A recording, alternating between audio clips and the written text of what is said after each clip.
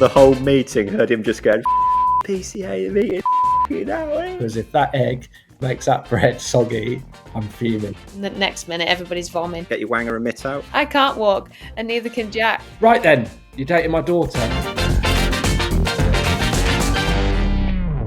Hello, and welcome back to Under the Lid with me, Jack Brooks. And me, Catherine Siver Brunt. Hello, Brunty. Hope you're well. Where in the world are you? Are you back home now? Yeah, I'm in a dodgy room, so I'm no longer in lush Chamonix in France with dodgy Wi-Fi. I'm now in a nursery in my house. Yeah, I've been kicked out because Amy Jones is around for tea because she cooked for us last night, so we thought we'd repay the favour. You're seeing a lot of her at the minute. You're on holiday with her last week. Is she just living with you now?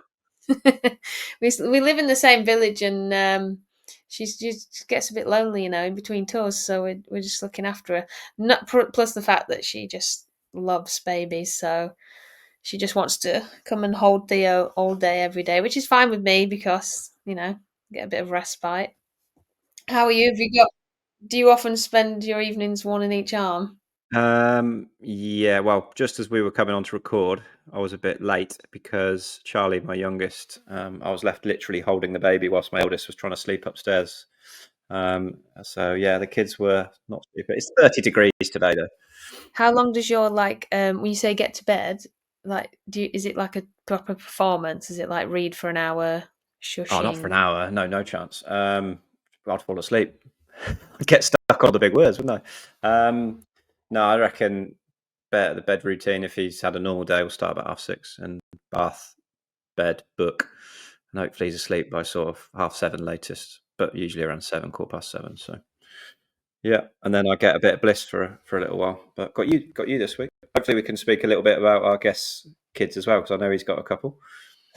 I know everyone will get. We should just keep getting people on with kids, so I get all this advice. Still keep moaning to each other. All that, yeah, fantastic. Now, before we get on to a little bit about our guest, as always, this podcast is brought to you in partnership with The Cricketer and the PCA. And I am representing them on my shirt. If you're on YouTube watching this tonight, I am wearing a PCA Legends, England Legends shirt. And it's time to welcome our latest guest now. It's someone I know quite well. I've played against him for a long time. Seen him at a few PCA dues over the years. He's a very entertaining man, entertaining cricketer, got a large collection of silverware and medals. I'm sure he's got a few stories about the game on and off field. And I don't know how much you've had to do with him before, Catherine, but should we get him in here, Mr. Chris Wood?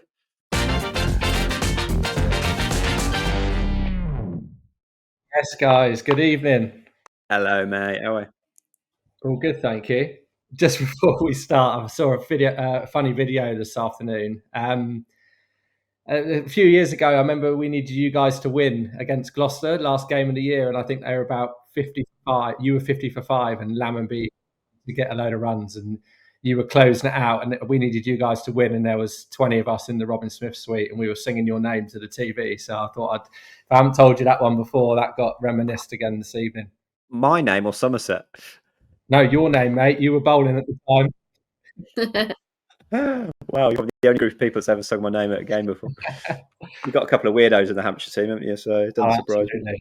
Yeah, absolutely. I wanted to mention to Woody tonight as well because he's been a PCA rep since time began, I think, for Hampshire. And you have a lot of these sort of rep Zoom and video calls, don't we, and conference calls. And we'll get on some serious stuff, no doubt, in a little bit. But do you remember when a couple of years ago, it might have even been last year, you were on the golf course? And Brunty, you won't know this, I don't think. But it was like a 30 or 40 person Teams call with everybody from the great and the good in the game, PCA, all the players, men's and women's reps. I don't know how many high ranking people in the ECB or stuff are on it, but Woody's about to tee off on I don't know, I mean, I'll let him tell his version of it, but it was so funny. Yeah. Oh God. I remember, the messages flying on the WhatsApp group. Right, guys, come on, get on the meeting now. And I was like, I'm on the third tee at my local club, and I've gone on my phone, put it next to the tee box, sliced one right out of bounds, and just basically swore at the fact that the call would put me off, not knowing that I was not on mute. Yeah, that was not one of my finest moments. Oh, the whole meeting heard him just going, PCA meeting, you know, what do you know? And they said, Woody, we can hear everything you're saying, mate. You should have just let him keep going. How was your golf, mate? Quickly. No better than it was then or 5 years ago, mate. I'm trying to play about 3 times a week now. I'm only playing T20, but it's not improving. Well, your knee's all right then. Wow, yeah, buggies, mate. The art of buggies. True, mate. True. So, Woody, you just said then a 2020 only contract. How long's that been going, and what's it like just being a one format cricketer now? Yeah, so it's 16th season, which is proud to sit here and say that. Didn't think it would last that long, but happy it has. And it's a challenge at times just having a T20 contract. It's great and it enables me to, prolong my career and play for as long as possible. I'd be lying if I said I wouldn't love to be playing 4-day cricket. But, just the challenges of, only playing for, 2 months, 3 months of the season if you're in the 100, which fortunately I am. But certainly that ramp up stage around early April, when the focus is so heavily guided towards 4-day cricket, which rightly so, why wouldn't it be? You do kind of feel a bit like a bit piece in the jigsaw, just kind of waiting to do your bit. Once we get going, mate, I love it more than ever. Stepping onto the field and competing. That's exactly why I started playing this game when I was 9 years old, and hopefully I'm glad to still be playing now. So, did you come through the Hampshire system, like pathway all the way through, or were you a Wiltshire lad or something like that? No, I was Hampshire, yeah, through and through. Do you get sorry, with obviously just being on competition wise 3 months a year, obviously training all year round, but has it at least allowed you to follow other passions outside the game or start something up? Maybe start, the next phase of your life later on? Absolutely. It's definitely done that. The last 3 years, I've been able to concentrate on other things, which just cricket. One, when you're 18 to 25, or me personally, I was very naive. That cricket, go on forever. Like I'm sure we all were at one point, and you'd earn enough money to not have to work after cricket. But as I've sort of matured and had kids, and T20 transition only, I'm currently doing a master's in leadership in sport. Done my level 3 coaching badges. Hopefully, do level 4 when I do stop playing. So trying to just set things up to make that transition as easy as possible, because when cricket's taken away from you and that buzz that you get from bowling that last over in a T20, or certainly me, what's going to fill that void, when it all comes to an end. And that's something that I'm trying to, make as easy as possible when it does happen. Yeah. Well, you're one of the best at bowling the last over in a T20, mate. What is it you've done? Is it 10 finals days? How many wins you had? Yeah, we've had 3 wins in T20, and I think 10 or 11 finals days. So yeah, hopefully a couple more.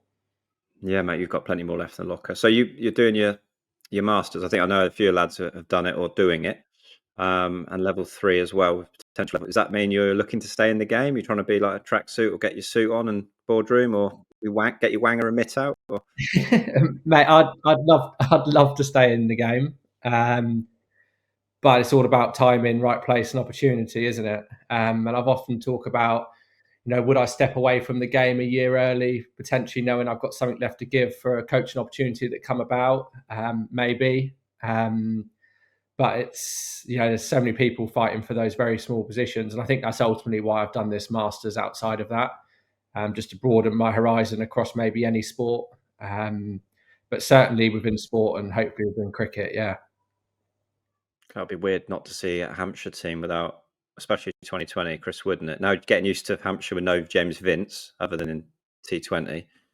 Like the Vince, Dawson, Wood axis seems to have kept you guys ticking over for about 16 years. It'd be strange to see you three not there anymore. What's it like? How's Dawes been since he's been back in the England team? Oh, Dawes. How do you explain that character? Still moaning, put it that way. Love it. Miserable git, isn't he? Now, being a PCA rep, mate, how long have you done that role now? God, too long. Anywhere between 8 and 10 years, mate. Probably similar to you when you were still playing. Yeah, I did it a reasonable amount of time. Really enjoyed it, but you get to have your say on the game and have a little and nose to the ground what's going on. Big decisions coming up soon within reason for the schedule for next summer. Now, you would have been involved in a reasonable amount of discussions, plus also gathering feedback from the Hampshire lads. What's the state of play amongst the boys, like the murmurings around the change rooms about the schedule at the minute between the players? Yeah, well, I think there's a few key decisions to make, and that's firstly, do we stay in the men's game? Do we stay at 14 games across the board, or do we reduce that to 12 and just give us a little bit more time between games? And then if we do reduce to 12, how does that then look? Does it stay in a league format as it has pretty much, to my knowledge, always been, certainly in the championship, or do you sort of go for more a conference style with more sort of playoff type final games come the back end of the season, as opposed to just the winner of the championship lifting the silverware? I can only speak for our county, but I'd say around 70% for the reduction to around 12 games, which I think is a positive start. And then probably around 65, 70%, switching over to a conference style system as opposed to a league. But a little bit more discrepancy and a little bit more closer to the board of keeping it as a league or a conference. But certainly seems the early murmurs are to move to 12 games. Interesting. I mean, I think there's about 5 options, isn't there, that has been put out there, and I'm sure the press and everyone, well, a lot of people are aware of what they are exactly. Yeah, what from your point of view personally as a white ball T20 cricketer, like I remember playing against you in red ball cricket. Like you're a decent bowler. Like you weren't just see you later Yorkers and slowies sort of jobby. If you could have your career again, would you have even bothered with red ball at all? Would you have thought, no, I'd love to have played Test cricket, because you've had a bloody good white ball career. Is it an itch that you wanted to scratch, or are you like, no, I'm happy? Are you talking to me now as if I'm 18 years old, or I would like to sit here and say that I'd love to have played 4-day cricket and Test cricket, but I do think the dynamics of cricket have changed massively over the last 5-10 years, and would I be one of those people that gets dragged into that journey of white ball only? And I sit back and I reflect and I watch younger people of this generation in general, both within cricket and society.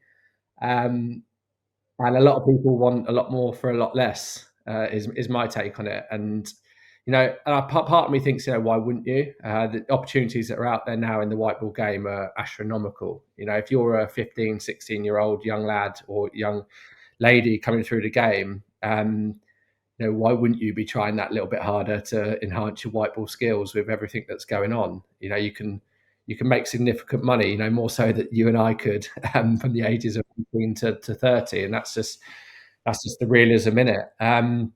So I'd like to think I just want to play 4-day cricket, but I can't solely answer that because just the opportunities are out there are amazing.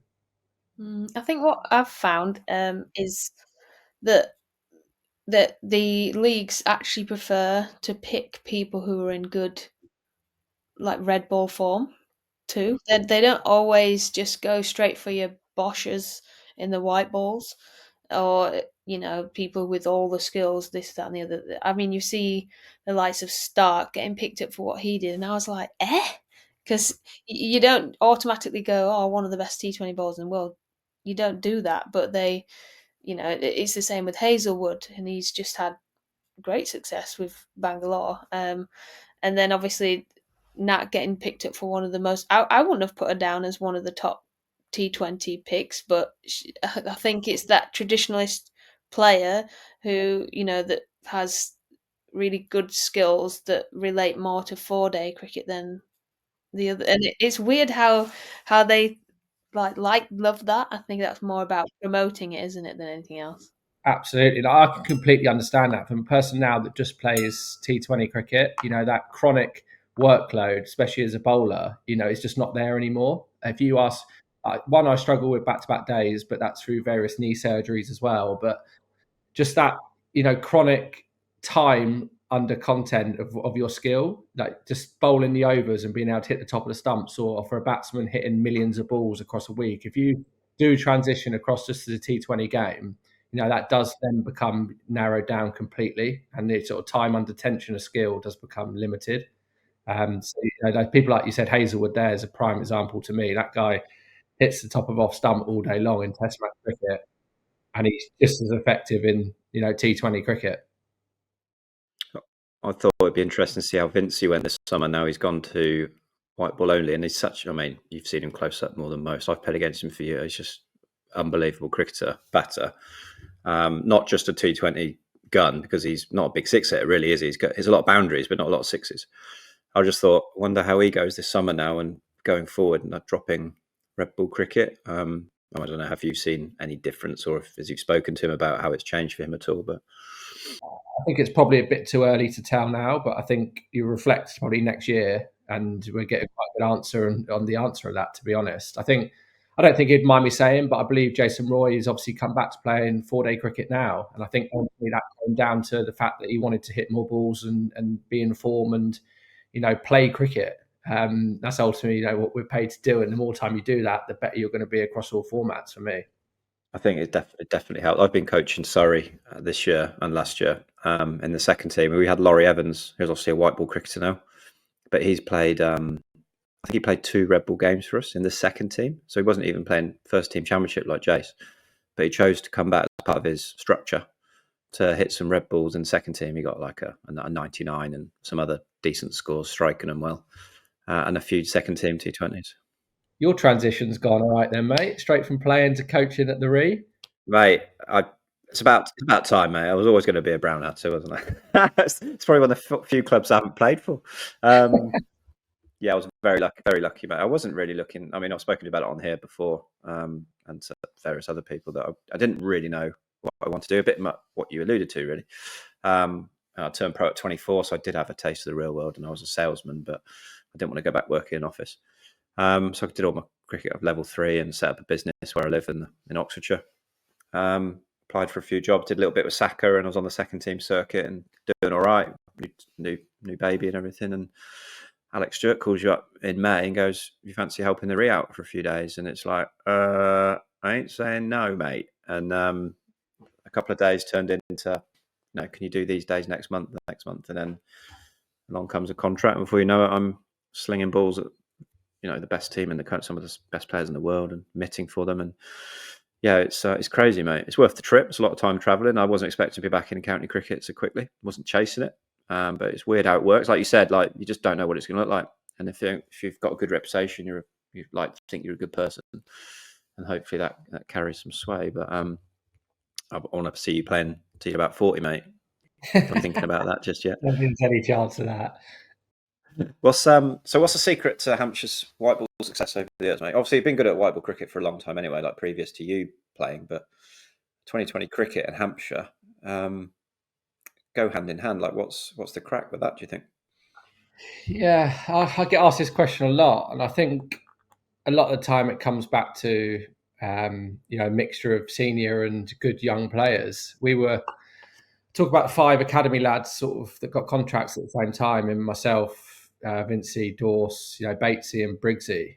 And it was kind of in a sort of a mini transition from the club, who essentially the year before that, you could argue, tried to buy the championship. We got a couple of Colpack bowlers. We had Kabir Ali, Simon Jones, Dominic Cork, Mascarenas, along with, many others. I think that's the season we went down. So the club went to sort of a bit of a shift and thought, we're going to just try and blood some youngsters in and around sort of your Mascarenases, Katic, some real high profile senior players. Carbs and Jimmy. So we got a taste of it very early in a very good team, and we actually had success quite early. We won the T20 in 2010. So in a lot of our first 4 seasons, I think when you get success early, it breeds a lot of confidence. And then from there, you find sort of a winning mentality, and you find ways of getting over a line in games that you shouldn't. And then a lot of experience you get to fall back on. I think ultimately gets you in kind of a winning formula, especially when it comes to those big knockout games at the end of seasons. Oh, mate, yeah, 100. It must be pretty special to play with your mates that you've known as like teenagers, and then just come in and win a trophy. That's pretty special, isn't it? For me, that's the best bit about it. And when I do walk away from the game, whenever that time comes, look back and the memories of the changing room, I'm sure you can both allude to that, and playing with some of your best mates and those nights that you have when you've won trophies or big games, that's what I will really miss. Building the shrine in the changing room. How many medals have you got now? Are we including a Division 2 championship or Everything. not? Like, what have you won in the game so far? 6. 3 2020s, 2 50 overs. Well, one was 40 and a Div 2. What did you get, Bronte? How much did you hoard? Oh, it was up and down for me for Yorkshire. When I joined, they'd won. And for England. Oh, they won the league like the champs like I don't know 12 years in a row, something daft like that. They just absolutely dominated, and then they all retired at once. Like 85% of the squad gone, and they were all like England players as well. And then I walked in fresh to a fresh team, and we sort of just went like this from like Div 1 to 2 to 3. and then stayed at 3 and then back up to 2 and then back up to 1. We finally won it after like my 6th year. I met the Queen for the first time, which was pretty epic because the women's, the women's thing was pretty much non-existent then, so that was pretty awesome. But yeah, we got plenty. I can't remember. 20 years is a long time. Too many, Woody. It's too many, basically. It's too I'm many. not sure I'll be able to walk if I get to 20. I can't walk, and neither can Jack. So I don't know how he's going to go in his Legends game, but Yeah, I did. What did I do? I did 15. I started in 2009. Trialed in 2008. Started. I finished in 23. So yeah, 15. So 16 years. That was enough for me. I played till I was 39 as a bowler. And you've got one knee, Woody, as well, haven't you? So Yeah.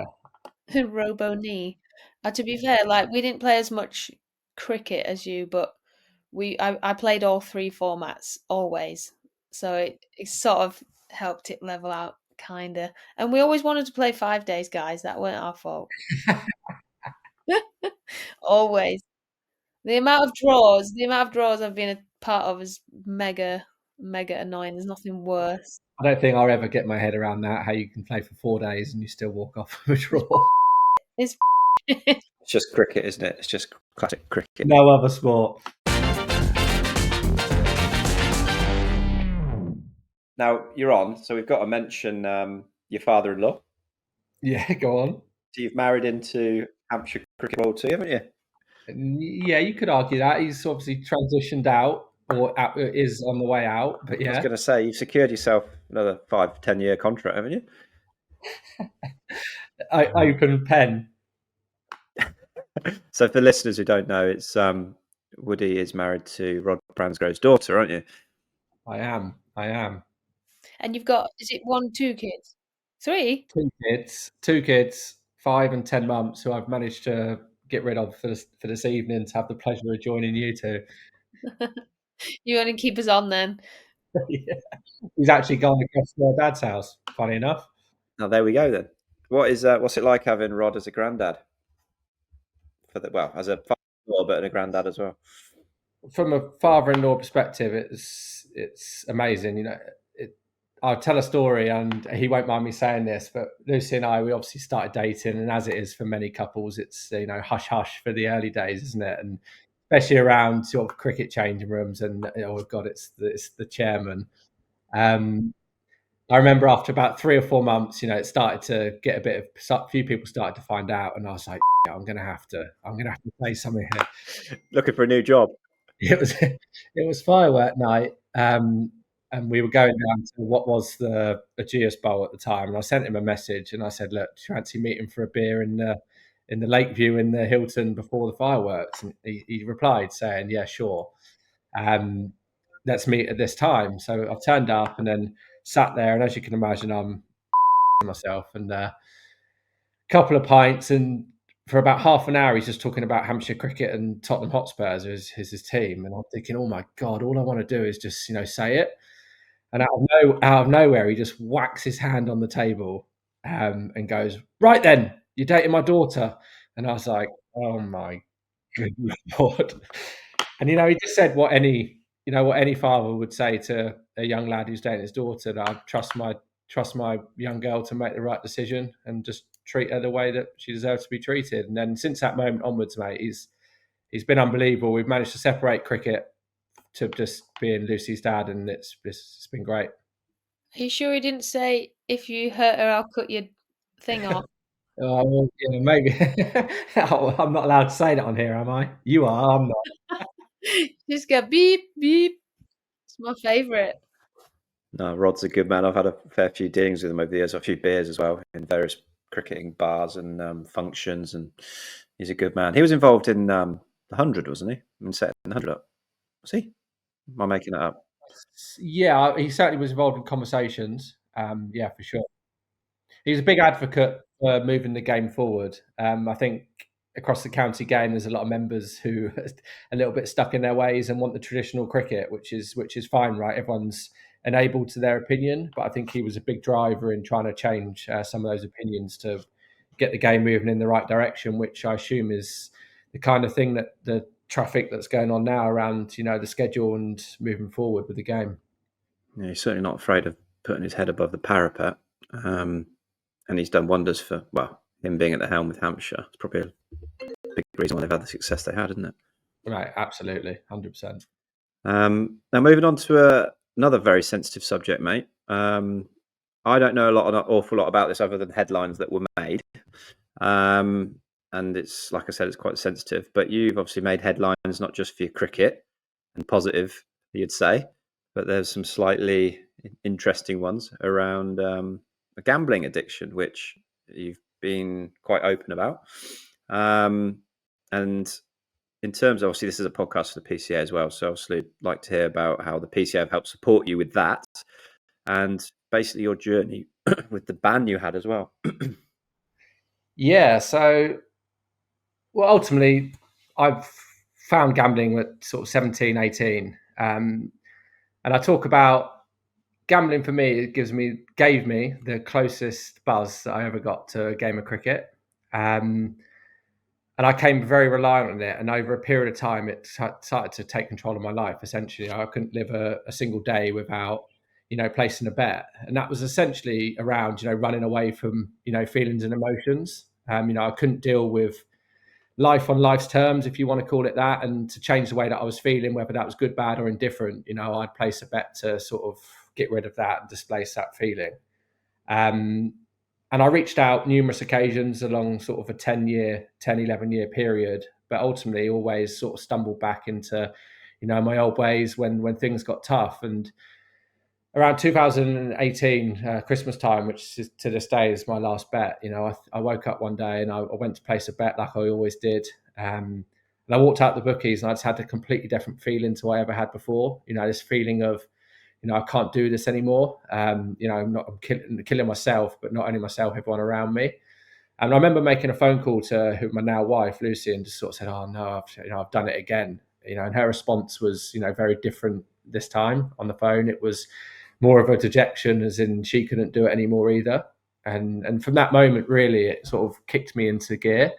And that's when I seriously kind of reached out to the PCA and the Cricketers Trust. And I got sort of 18 one-to-one sessions down at Sporting Chance, and the trust was able to, fund that process. And I'm still in recovery now. I'll always be in recovery. I go to a GA meeting every Sunday night that I'm not playing cricket, about half an hour from my house, just to connect with, like-minded people, because I don't expect people that don't gamble or haven't had the experiences that I've had to necessarily understand the reasons why, and that's absolutely fine. But this enables me to go into a room with people who have been on a similar path or can relate to in different ways, and it just gives me a space to be able to share how I'm feeling, whether that's good, bad, or indifferent, and a platform to then come away from that meeting and live a manageable life, which I guess I was always searching for, but didn't have the ways or means to be able to find it without placing a bet for that period of time.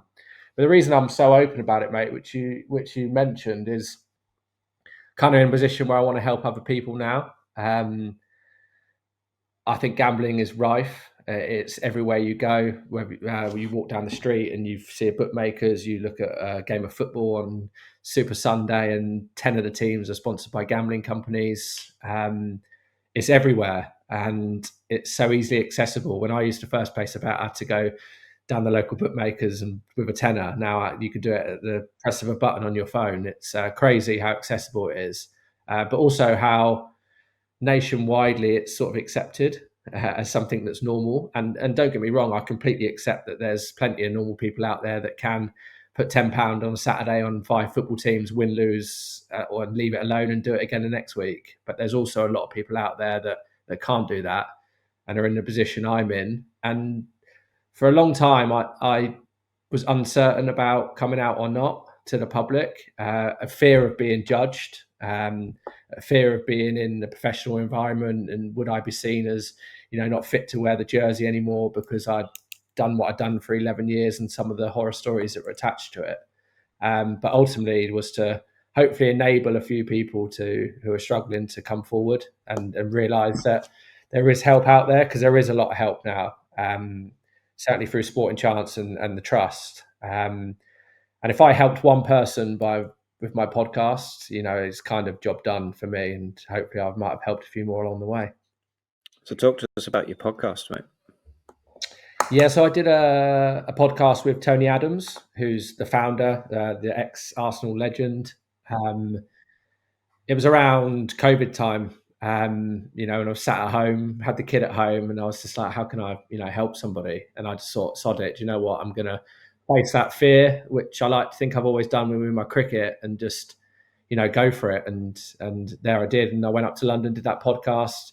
And I guess what it did for me, mate, is if I had 1,000 bricks in my rucksack carrying around, and I think it got rid of 80% of them just by, speaking to someone else and getting it out there. And it was a uplifting experience. Wow. That's so strong of you, mate. That's to make yourself vulnerable as a man and as a sports person is huge, isn't it? I mean, Brunty, we've spoken about it a few times about our support we've had from the Trust, and I've used Sporting Chance as well for talking therapy, because I felt like I needed to do something about myself a few years ago, not to the extremes of, checking yourself into rehab or, any addiction issues. But that charity and what Tony Adams was amazing. But to listen to what you've been through and come out the other side, and you're there to still help others as well is fantastic. I think that's the best thing you obviously would have done, would make that public. You had to serve a ban as well. Were you gambling on cricket matches? Yes, this is actually a bit of a touchy subject. Not that I don't mind talking about it, but so I never came out with that within my piece, mainly because I've completely forgot that I'd even placed a bet on cricket. It wasn't to do with any games that I was involved in, but I think I placed 2 bets on 2 blast games in one year and 7 in another year, and they were pretty insignificant amounts of money. And I was in recovery at this stage, and I hadn't placed a bet for a relative period of time, and I got a random letter through the post from the ECB, who essentially investigated me. Now they told me they investigated everybody, but whether they believe that. But shortly after I came out, essentially they looked into whether I had placed a bet on cricket, and because I was in recovery and I hadn't bet on a game that I was involved in, and I wasn't trying to force an outcome of a game of cricket, essentially got a suspended sentence because I had so much mitigated circumstances. But I say it's a bit of a bitter subject, because I do feel like they may have come after me just because I came out, as opposed to, which was hard for me to take, because I've made myself vulnerable to hopefully help people, to then feel like I was not shafted's the wrong word, but maybe undermined a little bit, and it made me a little bit of a sour taste in my mouth, thinking, should I have actually come out? But I look back now a few years later on, and I'm glad I did. Yeah, definitely, because that would be some bricks for you too. So it's just get it all out there and deal with it. And I've been affected by somebody who was 30 years into gambling, through family, not a family member, but through family. And it affected me for quite some years. And it's such a hard thing to watch it, all the chaos and damage unfold around that addiction. Like, obviously, and they kind of all work in the same way, like alcoholism, drugs. It just causes so much all around. It is arguably just as worse for the other people involved, i.e. family members, partners, etc. And I think that's what my wife found hard originally, is because you become this person when you're gambling, like you become a good liar, you're never at home, or whatever it may be. And then all of a sudden you're not gambling anymore. you're trying to change your life, you're doing all these therapy sessions, and you actually unfold the person that you always were that was masked, but that person's different to the person that was gambling. So they've got like that adjustment to make as well, and the person that they're with, or brother to, sister to, father to, whatever it might be. Yeah, and it's where it can take you as a person as well. Had you kept going down that path, I mean, I don't want to get too deep into it, but the things that this person used to say were the worst things you could say that they would do to themselves, and you think, Jesus Christ, like how far into this are you that you're thinking like that? And that's why it's so great that you did reach out to the Cricketers Trust and do that for you and your family and your wife and your kids, and now feel a million times better and leading a great life. And you're a brilliant example for your kids who will one day, know that and have even more respect for you. So yeah, we're all about getting these stories. I think it's so important to get them out there because I feel like I hope lots of young cricketers watch this, male, female, because we touch on so many subjects, don't we, Jack? And there's just so much that isn't spoken about, and it's so important. It's only the odd one or two that do, and so yeah, it means a lot that you've shared with us. So thanks, Woody. Yeah, if like you said, if it's the odd one or two that gets help, though, do you have an overwhelming message off the back of that, Woody, for anyone that's listening that thinks, what's my first thing I have to do, or I need some help? What do I do? I think any situation I've come across, whether it's gambling related or not, is you make out something to be 100 times worse than it actually is in your head, in situations. So I think just breaking that barrier of, I can guarantee someone that's struggling on this call, if you reach out, whether that's to me because I'm pretty open, or whether that's to the trust or whatever, I guarantee you will feel better for doing so. And your head might be telling you differently now, um, and you might be thinking there might be repercussions in your career, which is exactly what I thought. But if you can break that barrier and reach out to someone, I can promise you that you'll reap rewards for it. Fantastic, mate. Yeah, wicked. And anyone, please do reach out, especially to Woody. He's on various social media platforms. Try not to be as much as I was. Kids take you away from that a bit, mate, as you well know. Yeah, exactly, mate. I know all about that. Right, should we move on to one of our light-hearted segments, Brunty? Yes, let's get cracking. So we're doing Under the Lids Take 5. It's a new segment. And we've got some questions, pretty quick fire, and we just want to basically get to know you a bit more because this is the most I've ever got to know. It's great. I feel like we're mates now. So Jack's going to fire the first question. What have you got for us, Jack? Who is the most famous person in your contacts list? Oh God, Ian Botham. Oh yeah, nice. That'll do. Lord Ian. Lord, yeah, sorry. One day we're going to get something really rogue. I can't wait. How do you like to eat your eggs? Definitely poached. Healthy. Nice. Like all soppy with all that. No. I'm pretty specific, and a lot of the lads sort of take the mick out of me because whenever we go out for breakfast, I'll make sure I tell the waitress or waiter that the bread has to be well done, because if that egg makes that bread soggy, I'm fuming. You're going to kick off. Yeah. I never used to let hotels do the toast. I was like, just stick a couple of eggs on a plate, and I'll mop up all the water, and I'll do my own toast. Right, I'm glad I'm not the only one. There's two weirdos, Brooksy. If I'm not going to make my own breakfast, I at least want a decent one. Right, next question. What Olympic sport, other than cricket, would you be best at or would like to try? Probably swimming, mate. Yeah, you're built for that, aren't you? Tall, limmy. Yeah, I got told rowing, but couldn't think of anything worse, to be honest. No. To be fair, well, I was trained a lot at Loughborough University, and there was a lot of athletes there, lots, and swimmers and rowers, a lot. I used to train alongside them, and the rowers would often get up out of the, rowing machine. I'd be on the bike, and they would just vom into this bin that they brought up. I'd be like, why are they bringing bins up here? Like, no one's got rubbish here. You're not allowed to eat up here. And the next minute, everybody's vomiting. And actually 4 a.m., 5 a.m. wake up calls for swimmers and what was the other one? Rowing. Rowing, swimmers and rowing. So equally both terrible. So I'm being told it's your birthday the day after this podcast goes out. Okay. So based on that, what's the best / worst present you've ever received? Oh, well, the worst would probably be, your standard pair of socks, I'd imagine. Best present. Are you old enough to ever have got like a 50p sellotaped into a card? No, I'm not that old, Bronte. Come on, Jesus Christ, I'm only 35. I probably thought that was loads as well.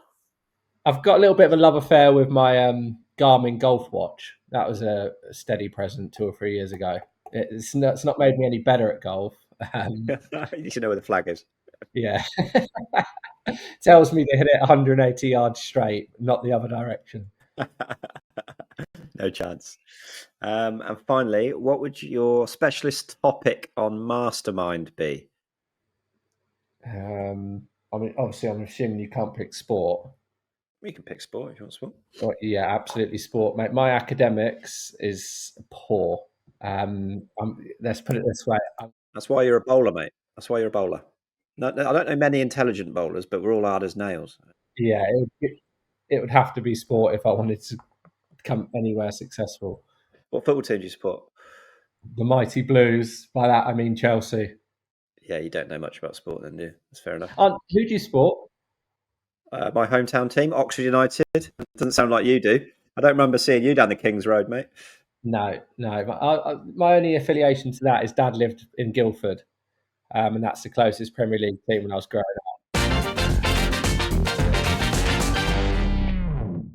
up. Right, we've got our last round, which is our quiz. Now, it's brought to us by Simplexity Travel this year, which I'm not sure if you heard of them or not, Woody, but do you like the idea of a 4-day tailor-made, breathtaking winter experience for 2? Because that's basically what you could win if you are top of this leaderboard come the end of the summer with all of our guests that come on. Little mini quiz. You have to get the questions right, or is it just to get your answer in quickly? Both. Definitely both. Okay. I'll just quickly turn my AI ChatGPT off. Promise I'm not on it. I'll hold my hands here if you want. Yeah, we should get everybody to do hands on head now, Jack, I reckon. Yeah, cat out the bag. To be fair, you'd have to do that pretty fast. Right, so our current leader is Catherine Cross from Lancashire. We don't want to keep anybody from Lancashire at the top, so I agree with that. we need a new leader. You've got 10 questions. Obviously, got to answer them as fast as you can, so don't fanny about. And she got it in 1 minute and 14 seconds, which is fairly slow, to be fair. Well, she got them all correct, though. First to get them all She correct. did get them all correct, but Nat got 9 out of 10, still answered 10 in 50 seconds. So that's... Are we cricket related? They're mega easy. Most of them are, but some of them aren't. Come on, Em. So we're going to go one each, and you just got to fire through them, mate. And we'll give the answer as soon as we can. Producer is timing as soon as I start my question. Ready. Against which university did you make your first class debut? Loughborough. Incorrect. Who did Hampshire beat in the 22 Vitality Blast final? 22, Lancashire. Yeah. What snack is on Birmingham Phoenix shirt? Oh my god. Oh, the popcorn. Kiss popcorn or whatever it's called. Exactly. What is an umpire signalling when they make a circular motion above their head like they're winding up? Free hit. Yeah. Which Australian legend captained Hampshire 2004-2007? Game on. Correct. Yeah. Your career best figures of 5 for 22 came in which format of the game? 4-day cricket. No. Which British actress who starred in the Harry Potter films was also born in 1990? No idea. I don't like Harry Potter. Same. Have Hampshire ever won the county championship? Oh, have they won it 2 or 3 times? 2. Yeah. Whose run-out secured victory for England in the 2019 Men's ODI World Cup final? Roy? Yes. At the time of recording, who has a lower T20 bowling average, you or me? Please be me. No way! No, you killed me there. It's not far off. It's very close.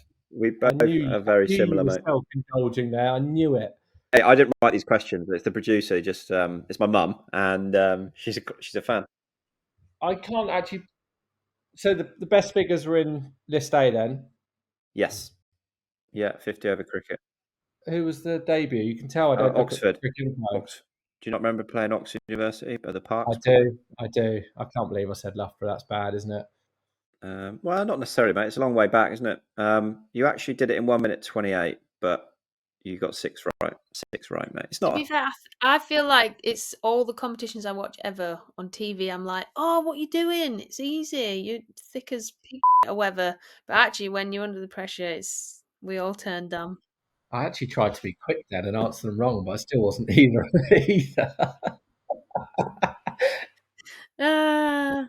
Was it last week? Was it got Banton? He got not Catherine Cross. Week before, Tom Banton didn't know what DLS was. No way. You know what the S stands for? He knew DL, but I don't think he knew the S, which is fair enough. Did he give an answer? That interests me more. If he got it wrong, he just said no. Okay. I don't think he did, mate. It shows you're a listener to the pod, mate. I'm seeing him tomorrow night, so I'll remind him of that. Give him some stick. Give him a send off, mate, and ask him what DLS is. Mate, that is fantastic. It's great. I knew you'd be entertaining. Always love to see you and speak to you, mate. Hopefully I'll see you around on the circuit this summer. Absolutely. And also thanks very much for being so honest and vulnerable, again, if you like, going over your stories. And we wish you well, mate, from the podcast. Thanks, guys. Thanks for having me on. I'll see you around. How good. Another first time meet for you for a men's cricketer. I know. I'm just like, I've got 1,000 new mates now through this podcast, and I just really like getting to know all the supposed angry fast bowlers that are all just, lovely teddy bears. It's great. I love it. Yeah, he's competitive. He can be angry on field, but he's a lovely guy off it. As I said, interesting to hear his stories, and hopefully, like he said, and like you alluded to, if there's one or two people that really that story hits home and they pick up the phone or do something to get some support, then he's played his part, hasn't he? Which would be fantastic. So people keep a lookout for Woody, both with cricket and his off-field endeavours. Be great to see. I think his experience as well. I didn't say to him then, but his experiences he's been through, which will help build his resilience and his emotions and everything, and his experience. He'll be really good as like a mentor, coach, and DOC or something along those lines, just because of life experiences, really. Right, so that's us for another episode, Brunty. We got through another one. We're still here. Let's remind people to subscribe and send us any questions, any feedback, good or bad. Please DM us or on Instagram or using the hashtag under the lid, or email underthelid@thepca.co.uk. Right, thanks for listening. I will speak to you soon. Ta-ra, love.